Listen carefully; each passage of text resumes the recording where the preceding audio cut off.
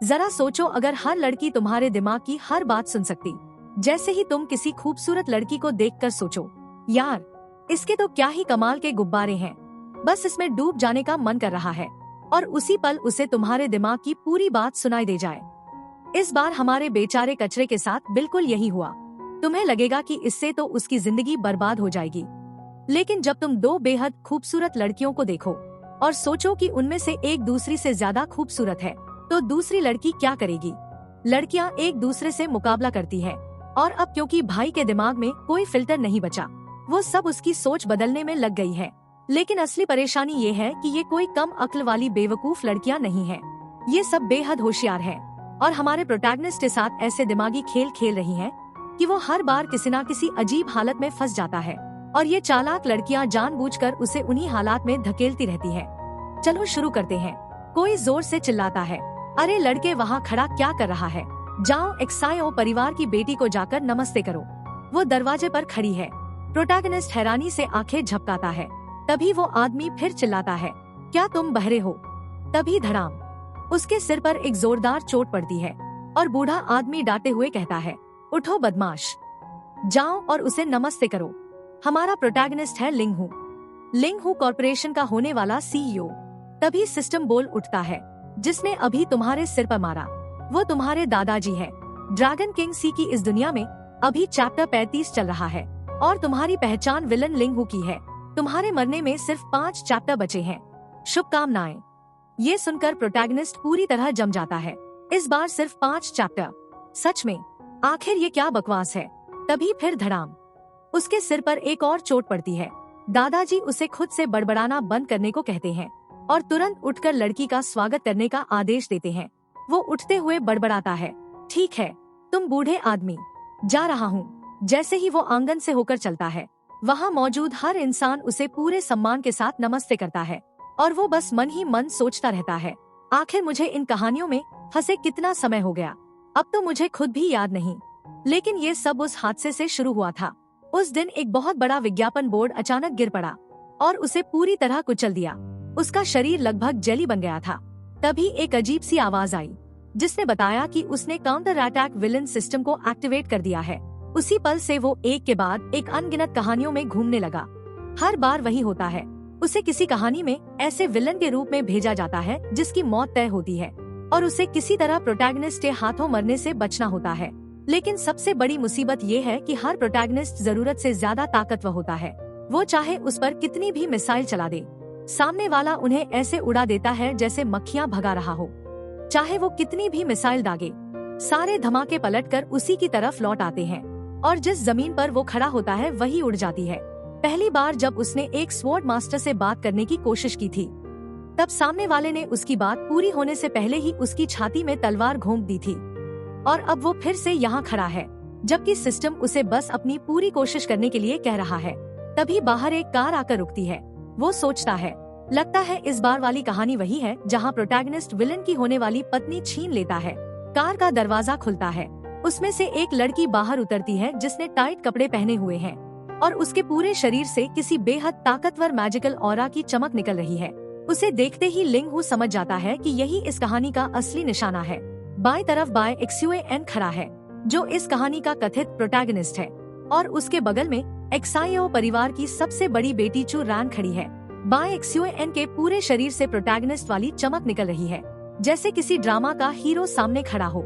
लिंग हू मन ही मन सोचता है, धत तेरे की, ये कमीना तो सच में चमक रहा है। बाय एक्सयूएन आगे बढ़कर कहता है, मिस एक्सायो, क्या मैं आपका सामान उठा दूं? लेकिन वो तुरंत कहती है, मुझे हाथ मत लगाना। लिंग हू को याद आता है, मैं लिंग परिवार का सबसे बड़ा बेटा लिंग हू हूँ, लेकिन इतने सालों से मैं उसका वफादार बनकर उसके पीछे घूम रहा हूँ। वो जबरदस्ती मुस्कुराकर कहता है, मेरी चिंता मत करो, मैं तो बस तुम्हें खुश करने आया हूँ। तुम्हें खुश करना ही मुझे पसंद है, फिक्र मत करो। और अब इतने साल उसके पीछे घूमने के बाद भी कुछ हासिल नहीं हुआ। ऊपर से अब उसे बाय एक्सयूएन से मुकाबला करना है, जिसे सबसे बड़ा फायदा मिला हुआ है क्योंकि वो उसका बॉडीगार्ड है और हर समय उसके साथ रहता है। इस कहानी में वो अजय है, पूरी तरह ताकतवर है, और सबसे बुरी बात, वो लिंग हू से नफरत करता है। चुरान मुस्कुराते हुए कहती है, बाय एक्सयूएन मेरा पर्स उठाकर चलो। लिंग हू मन ही मन सोचता है, ये आदमी भी पूरा बेवकूफ है, ऐसी लड़की पर अपनी पूरी वफादारी लुटा रहा है और अपने परिवार के सारे संसाधन भी बर्बाद कर रहा है। इसमें कोई भी बात समझ नहीं आती। और वैसे भी मेरे पास सिर्फ 5 चैप्टर बचे हैं। मैं आखिर बाइक्सूएन से इस लड़की को कैसे छीनूं?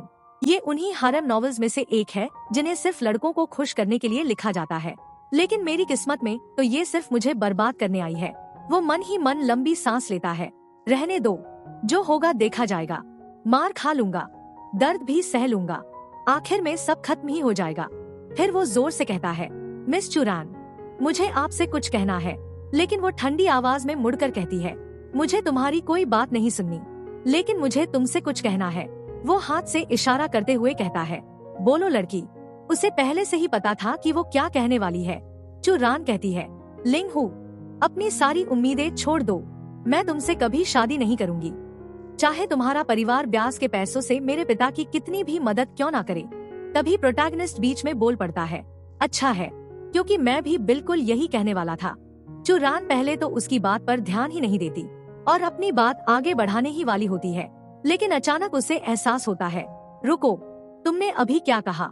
लिंग हू कहता है, हाँ, मैं भी ये सगाई खत्म करना चाहता हूँ। चुरान अब भी हैरान खड़ी रहती है, जबकि बाइक्सूएन सोचने लगता है कि इस बार ये कौन सी नई चाल चल रहा है।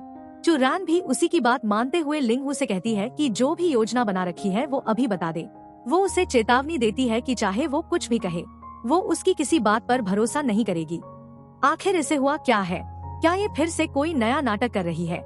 लिंग हू गहरी सांस लेकर कहता है, लड़की, आराम से, यहाँ कोई योजना नहीं है।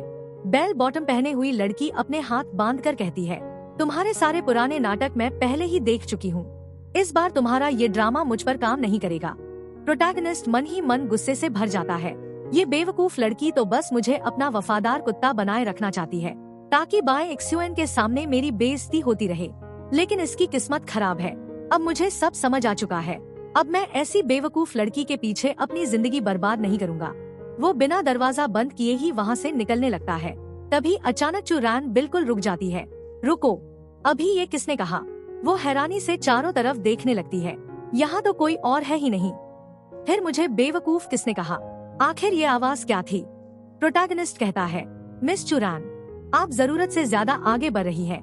मैं खुद बड़ों को सब समझा दूंगा कि ये सगाई नहीं हो सकती। उसके बाद सब खत्म हो जाएगा। बाइक्सूएन वहीं खड़ा गुस्से से जल रहा होता है, जबकि लिंग हू वहाँ से सीधा निकल जाता है। तभी सिस्टम घबराकर बोल उठता है, कुछ गड़बड़ हो गई है। आखिर उसके दिमाग की बातें इस दुनिया के हर इंसान को सुनाई क्यों दे रही है? अगर इस बात की रिपोर्ट हो गई तो मुझे ही मिटा दिया जाएगा। शायद मैं इतना कर सकता हूँ कि उसकी सिर्फ कुछ खास सोच और गालियाँ ही बाहर सुनाई दे। बाकी सब अब उसी पर निर्भर है। लिंग हू चलते चलते सोचता है, कहानी के हिसाब से बाइक्सूएन मुझसे इसलिए लड़ता है क्योंकि मैंने उसकी लड़की छीन ली होती है। उसी वजह से वो मेरी पिटाई करता है और मेरे लिए यही सबसे अच्छा है, क्योंकि अगर मैं चुरान के पीछे ही नहीं पड़ूंगा तो उसके पास मुझ पर हमला करने की कोई वजह ही नहीं बचेगी। दरवाजे पर पहुंचकर कोई कहता है कि वो लोग आ गए हैं। वहां मौजूद सभी लोग चुप हो जाते हैं। चुरान अभी भी उसी अजीब आवाज के बारे में सोच रही होती है। लिंग न्यू कहता है कि पहली बार उसने बाइक्सूएन से बाहर रुकने के लिए कहा था और उसके बाद ही वो कमरे के अंदर आया। हैरानी की बात ये थी कि बाइक्सूएन ज्यादा गुस्से में भी नहीं दिख रहा था। कमरे के अंदर दादाजी उनका स्वागत करते हैं और लिंग न्यू कहता है कि वो मिस चुरान को लेकर आ गया है। तभी कुर्सी पर बैठे एक चाचा उसे टोकते हैं। उसका नाम एक्सायोन नहीं है, सिर्फ चुरान है। तुम तो उसके इतने करीब रहते हो। तभी दादाजी गुर्राकर कहते हैं, बदमाश, जरा इसे थोड़ा तंग करो। प्रोटैगनिस्ट कहता है, ठीक है, लेकिन मन ही मन सोचता है, मैं इस शहर की सबसे खूबसूरत लड़की को पाने की कोशिश बिल्कुल नहीं करने वाला। इसे आराम से बाइक्सूएन के हारेम में जाने दो। मैं तो बस चाहता हूँ कि ये सगाई टूट जाए। चुरान मन ही मन सोचती है, क्या ये किसी तरह की अफवाह है जो लोगों में फैलाई जा रही है? उधर लिंग हू पूरी तरह उलझा हुआ चाय का कप मरीज की तरफ बढ़ा देता है ताकि वो उसे ले ले। दादाजी हल्का सा हंसते हुए कहते हैं, ये दोनों बच्चे अभी भी शर्मा रहे हैं। फिर वो अपने भाई की तरफ मुड़कर कहते हैं, मुझे लगता है अब इन दोनों की शादी कर देनी चाहिए। लेकिन तभी चुरान अचानक खड़ी होकर कहती है कि वो इससे सहमत नहीं है। वो कहती है, माफ कीजिए ग्रैंडफादर लिंग हू, लेकिन मेरा और लिंग हू का ऐसा कोई रिश्ता नहीं है। शादी की तो कोई बात ही नहीं हो सकती। मैं उनसे प्यार नहीं करती। प्रोटैगनिस्ट तुरंत जवाब देता है, मैं भी इनकी बात से सहमत हूँ। ये बिल्कुल सही कह रही है। ऐसी चीज जबरदस्ती करना गलत होगा।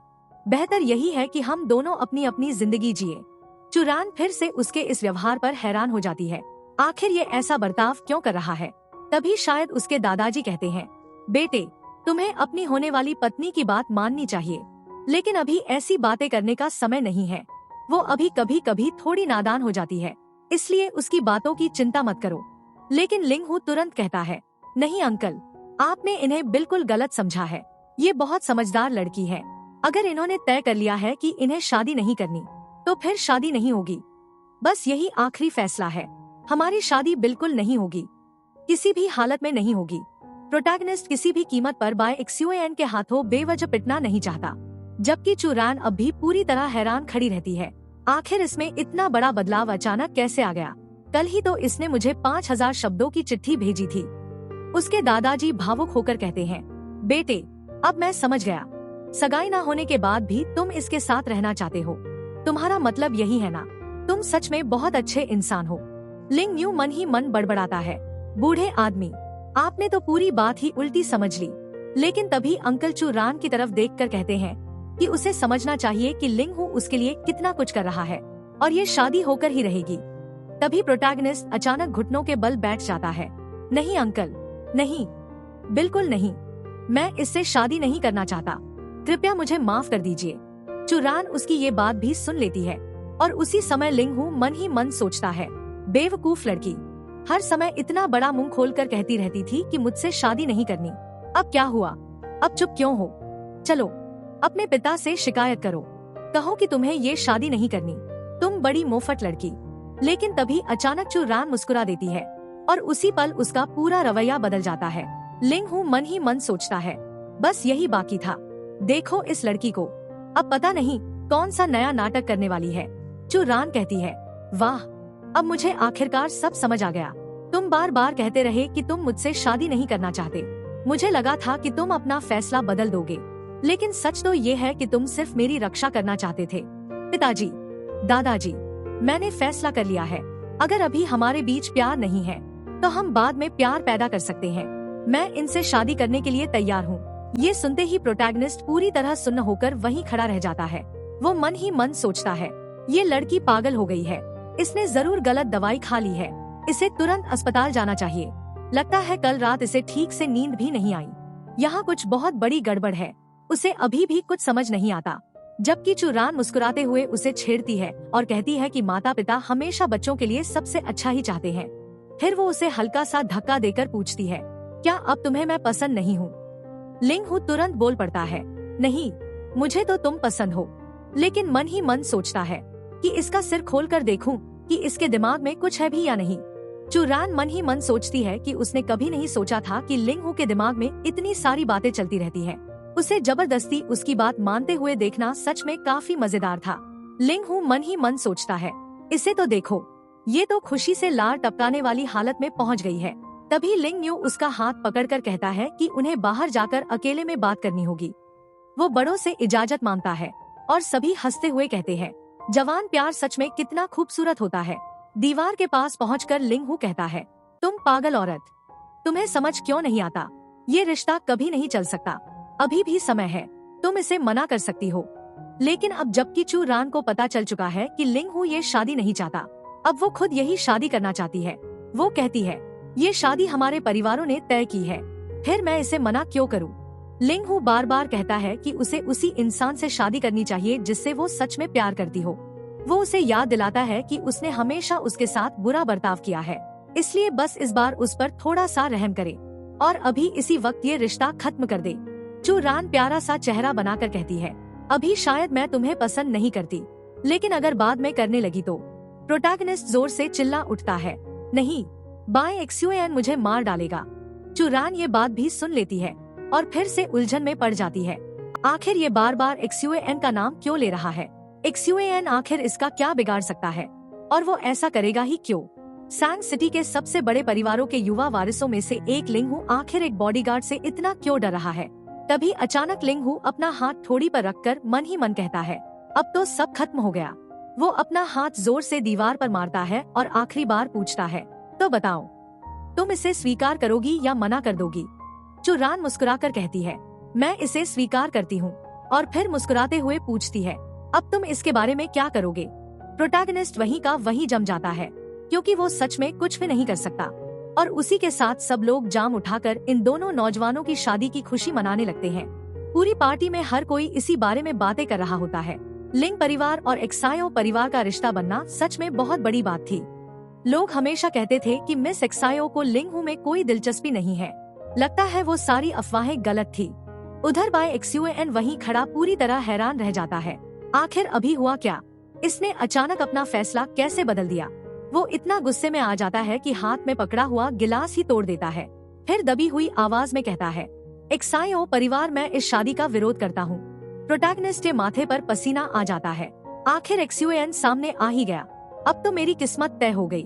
उसी समय एक्सायो परिवार के मुखिया यानी चुरान के पिता पूछते हैं, आखिर ये एक्सयूएन है कौन? एक्सयूएन मुस्कुराकर कहता है, ध्यान से देखिए, आप खुद समझ जाएंगे। वो आदमी आंखें सिकोड़कर उसे पहचानने की कोशिश करता है, जबकि दावत में मौजूद सभी लोग हैरानी से उसे देख रहे होते हैं। क्या ये कोई छिपा हुआ अमीर वारिस है? तभी बूढ़े आदमी को याद आता है, अरे हाँ, तुम तो मेरी बेटी के बॉडीगार्ड हो ना। फिर तुम्हारी हिम्मत कैसे हुई इस शादी का विरोध करने की? अब पूरा हॉल फुसफुसाहट से भर जाता है। मामला सच में दिलचस्प हो गया था। एक बॉडीगार्ड शादी का विरोध कर रहा था। लिंगहू मन ही मन झुंझलाता है, ये बेकार के साइड कैरेक्टर्स इसे और ज्यादा भड़का देंगे। तभी चुरान के पिता उसी वक्त बाय एक्सयूएन को नौकरी से निकाल देते हैं। बस बहुत हो गया, अब तुम्हें यहाँ रहने की कोई इजाजत नहीं है। लेकिन एक्सयूएन अपनी जगह से हिलता भी नहीं। वो कहता है, मेरे लिए भी अब बहुत हो चुका। मैं मिस चुरान को ऐसी शादी के लिए मजबूर नहीं होने दूंगा जो वो नहीं चाहती। उसकी शादी सिर्फ आपकी मर्जी से तय नहीं होगी। लेकिन चुरान को उसकी ये बात बिल्कुल पसंद नहीं आती। वो कहती है, एक्सयूएन, अगर मेरे पिता की बात की कोई कीमत नहीं है तो फिर किसकी है? तुम्हारी। उसके पिता गुस्से में चिल्लाते हैं कि वो अब किसी बॉडीगार्ड से बहस नहीं करेंगे और तुरंत उसे बाहर निकालने का आदेश देते हैं। एक्सयूएन हंस पड़ता है, सिर्फ 2 आदमी मुझे रोकेंगे, तो आ जाओ, चाहो तो 10 और बुला लो। उसके पिता कहते हैं, ठीक है, अगर तुम्हारी यही इच्छा है तो सब लोग से पकड़ लो। एक्सयूएन एक नजर इधर उधर देखता है, फिर बिजली की तरह आगे बढ़कर पहले आदमी के पेट में जोरदार मुक्का मारता है और वो सीधा उड़कर दूर जा गिरता है। बाकी गार्ड्स एक पल के लिए रुक जाते हैं, फिर कहते हैं, लगता है हमें सबको एक साथ हमला करना होगा, और वो सब उसकी तरफ दौड़ पड़ते हैं। एक्सयूएन नीचे झुककर तैयार हो जाता है। एक आदमी के जबड़े पर जोरदार मुक्का मारता है और तभी उसके शरीर से ताकत की एक भयंकर लहर निकलती है जो पूरे कमरे में मौजूद सभी लोगों को उड़ाकर दूर फेंक देती है। वो गुर्राकर कहता है, अब अगला कौन है? लिंगहू ये सब देखकर दंग रह जाता है। वो सोचता है, वाह, ये आदमी तो सच में बहुत ताकतवर है, मुझे यहाँ से जल्दी निकल जाना चाहिए। तभी वो मुस्कुराते हुए ताली बजाता है और कहता है, वाह ब्रदर एक्सयूएन, आप तो सच में बहुत ताकतवर हैं। अरे भाई, आपने पूरी बात गलत समझ ली। इतना गुस्सा होने की क्या जरूरत है? चिंता मत करो, चुरान तो मुझसे ही शादी करेगी। क्या आप भी यही नहीं चाहते? आसपास मौजूद सभी लोग आपस में फुसफुसाने लगते हैं। इस बॉडीगार्ड ने तो पूरी शादी ही बर्बाद कर दी। दोनों परिवारों की कितनी बड़ी बेइज्जती हो गई। लेकिन साथ ही वो इस बात से भी प्रभावित थे कि लिंगहू पूरे समय कितना शांत रहा। वो बिल्कुल किसी शाही परिवार के युवा वारिस जैसा लग रहा था। सच में एक कुलीन युवा मालिक को ऐसा ही होना चाहिए। उधर एक्सयूएन मन ही मन सोचता है कि ये सब शुरू से लिंगहू की योजना थी, ताकि सबके सामने वही मूर्ख दिखाई दे, जबकि प्रोटैगनिस्ट के दिमाग में अफरा तफरी मची हुई थी। आखिर यहाँ चल क्या रहा है? आमतौर पर भीड़ कभी भी प्रोटैगनिस्ट का साथ नहीं देती, फिर इस बार सब लोग मेरी बात से सहमत क्यों हो रहे हैं? वो तो अपने मरने की कल्पना तक करने लगता है। नहीं, यहाँ जरूर कुछ गड़बड़ है। इसे तो अभी चुरान का हाथ पकड़कर भाग जाना चाहिए। चलो जल्दी करो, वो तुम्हारी लड़की है। फिर वो एक्सयूएन की तरफ देखकर मन ही मन कहता है, एक्सयूएन, आखिर तुम कुछ करोगे भी या नहीं? चुरान धीरे से मुस्कुरा देती है। वो मन ही मन सोचती है, ये लिंगहू बाहर से चाहे कितना भी शांत दिखे, लेकिन अंदर से तो डरे हुए पिल्ले की तरह चीख रहा है। इसे इतनी बुरी तरह तड़पते देखना सच में बहुत मजेदार है। उधर एक्सयूएन अपनी छाती पर हाथ मारकर कहता है, मुझे किसी और की परवाह नहीं है। जब तक मिस चुरान सुरक्षित है तब तक बाकी किसी चीज की कोई अहमियत नहीं। आज से चाहे कितने भी लोग हमारे रास्ते में आए, चाहे हमारे चारों तरफ कितनी भी दुश्मनी क्यों ना हो, मुझे किसी चीज का डर नहीं है। चुरान उसकी आंखों में आंखें डालकर देखने लगती है। वही प्रोटैगनिस्ट मन ही मन खुशी से चिल्लाता है, बस यही है एक्सुएन, अब जाओ और उसे अपने साथ ले जाओ, यही सबसे सही मौका है। अब बस चुरान को किसी राजकुमारी की तरह बर्ताव करना है और तुम्हें उसे यहाँ से अपने साथ ले जाना है। तो दोस्तों, आज का मांगा रिकैप यही खत्म होता है, लेकिन असली मजा तो अब शुरू होने वाला है। लिंगहू चाहता है कि एक्सुएन चुरान को लेकर यहाँ से भाग जाए ताकि उसकी जान बच सके, लेकिन चुरान अब उसकी हर सोच सुन सकती है और वो वही करने वाली है, जिससे लिंगहू की मुश्किलें और भी बढ़ जाएंगी। आखिर अगले पल क्या होगा, ये जानने के लिए अगले पार्ट का इंतजार करना पड़ेगा।